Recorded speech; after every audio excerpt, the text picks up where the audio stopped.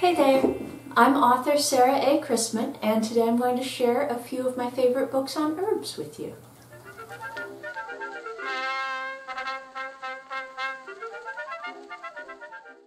In my Tales of Chetzemoka series, the character of Nurse McCoy is proud of her official status as a trained nurse who'd worked her way through nursing school.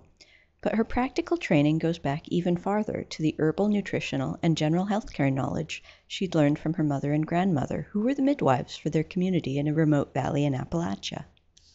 McCoy's know-how comes up from time to time in the Tales of Chetzemoka, sometimes very clearly, like when she scolds the cat for getting drunk on the catnip she'd planted to treat fevers, and sometimes in more oblique ways, like when McCoy remembers the time that a bunch of pennyroyal and a bitter dose of rue tidied up some trouble her aunt had gotten into when she let herself get sweet-talked by her boss's visiting cousin. There are never too many specifics about these things, partly because they're not those sort of books, but mostly because it would take the stories too far off track.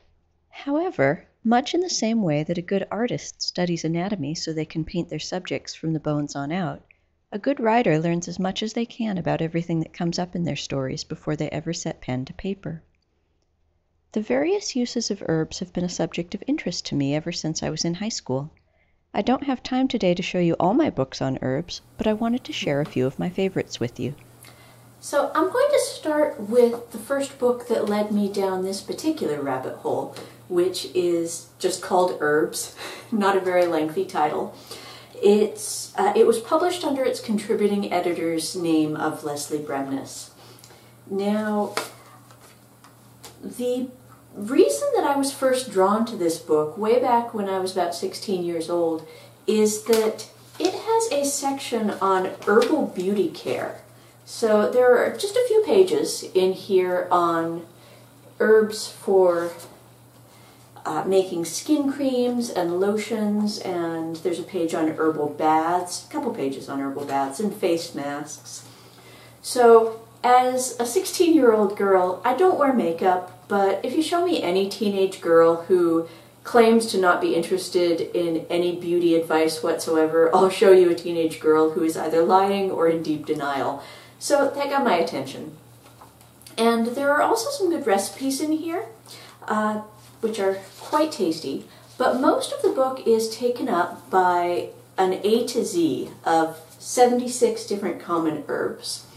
And it gives a nice photograph of each herb and just a little quick reference box of its uses. And oh, nice, be nice, girls, be nice. The catnip's for all of you. Yes, that's right. It's for all of you. Diana gets some too.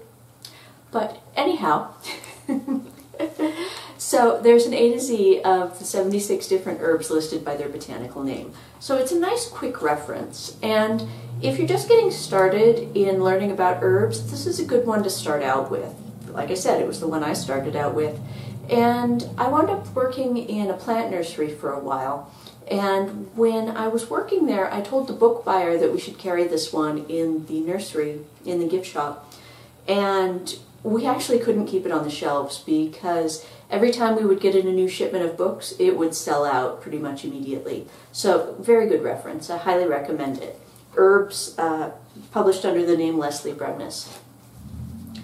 Now, the next couple of books, speaking of old jobs, the next couple of books I'm going to tell you about, I first encountered, back when I was working my way through college. One of the jobs that I had was shelving books at the Health Sciences Library at the University of Washington. And these were books that I shelved. I initially encountered them as part of my job shelving books, and then I wound up buying my own copies just because they were so interesting. So one of them, they're two books by the same author.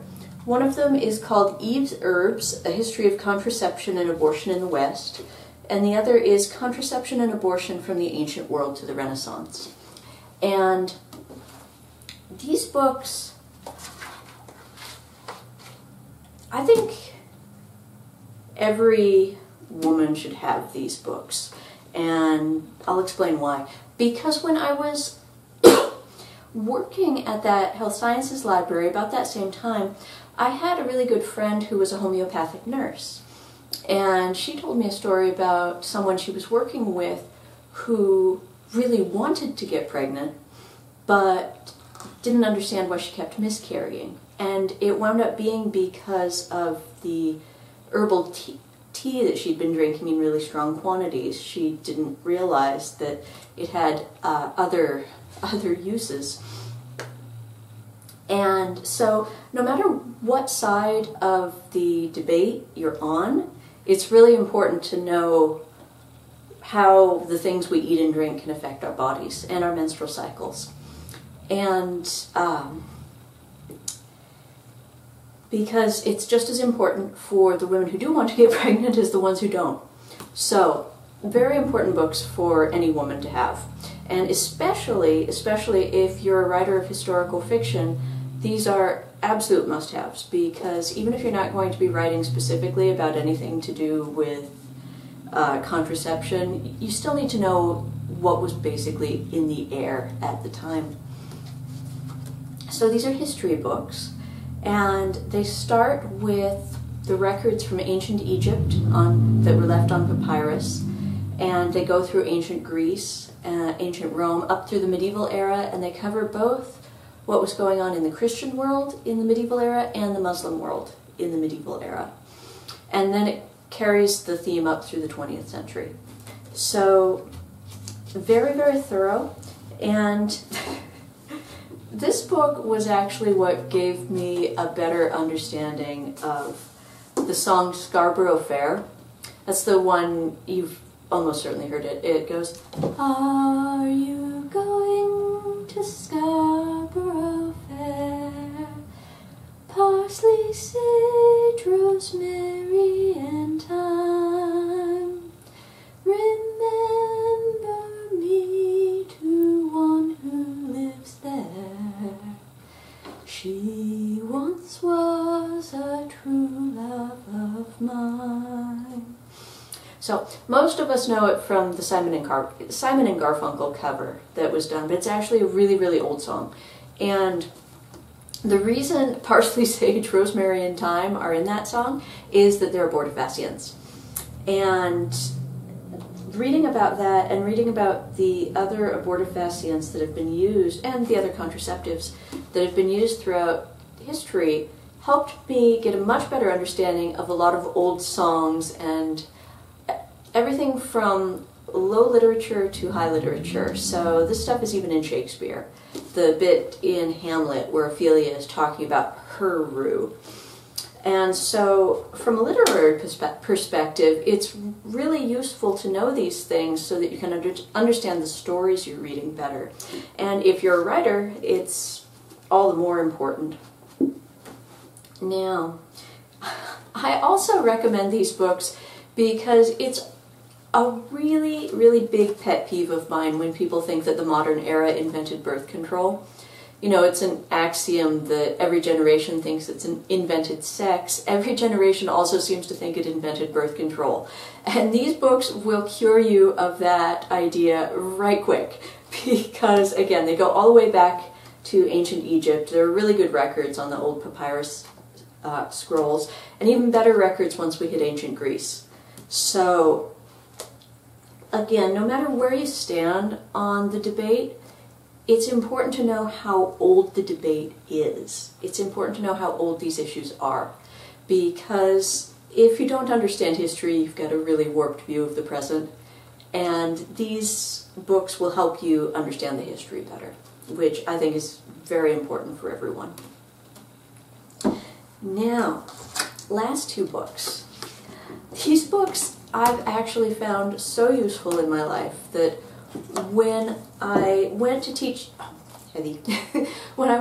English in Japan for a year, starting in 2006, I had already found these books so important to my life that I mailed these to myself in Japan before I left, and then I mailed them back before I came back to the States. So my particular copies of these are very well traveled. I've put them to a lot of use. This one's pretty beat up. Actually, they're both kind of beat up, but Very good books. This one has a very lengthy name. It's the Natural Health Encyclopedia of Herbal Medicine, the definitive reference of 550 herbs and remedies for common ailments, and it's published by DK.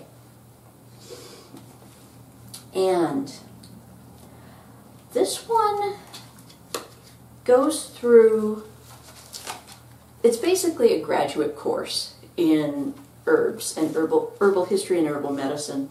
It goes through herb by herb and tells you its traditional uses, its habitat and cultivation, key constituents, key actions, the research, and the uses it's been put to for each and every herb they cover.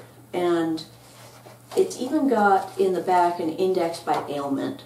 So if you're interested in knowing the ways that various herbs have been used in various ailments, illnesses, first aid situations throughout history, and in some cases the most recent research of the time this book was published, it's in here. So very good reference.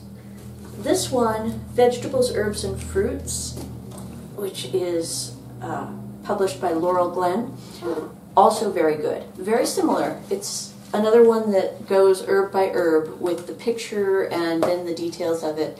This one is a little more focused on how to grow them and how to cook with them. The DK book is a little more focused on herbal medicine. So both really good books that complement each other really well. Highly recommend all 5 of these books. And I think that it's really important for everyone to know how the things we eat and drink affect our health. And especially 2 groups I want to call out that these books are really important for.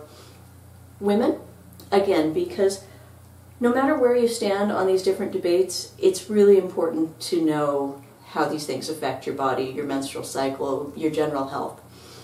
And writers, because if you're writing about a different time of history, you really need to know how people were dealing with different situations, and these books will help you with that too. So I really hope you'll look into them, and of course I hope you'll look into my books as well. Happy reading!